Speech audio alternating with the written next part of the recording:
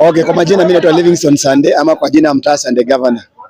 Na kuna ile kitu nilikuwa nataka kashifu. Sana sana vile nimeona mambo ya Western. Nimeona sasa kina Mudavadi wamejitokeza wanaanza kusema venye hao ni kingpin. Hakuna kitu kama hiyo because ukiangalia vizuri kwani Mudavadi anataka kuwa kingpin, Sifuna tayari ni kingpin. Na Mudavadi hizi tuambie hiki tunatuambia ati yeye anataka kuwa president G2032. Sai time ya Muluya ni 2027. Na sai time ya kina Mudavadi yote iliisha. Na si hatuwezi kubali ati sasa hii Mudavadi kama Mudavadi time yako iliisha because sasa inataka kuuliza Mudavadi.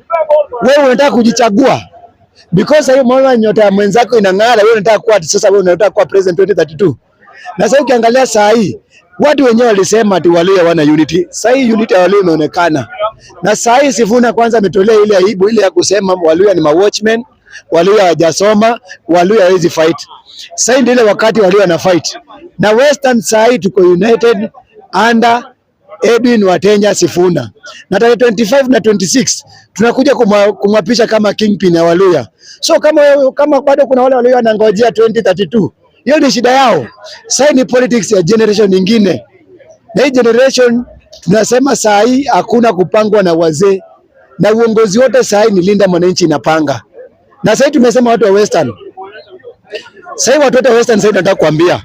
Sasa tupige kura na ukabila kidogo because lazima tukue na nyuma ya watu wetu. Na mambo ya kina Weta, kina Mudavadi, kina nani wote tulimaliza. So mimi kama Sunday Governor, si nakaribisha Edwin Sifuna Western na najua Nambi inaenda kuonekana. Na tayari naanza na stronghold yake ya Western. So mimi hayo tunaweza ongea but ungoje uongozi ya Linda Mwananchi. Asanteni sana.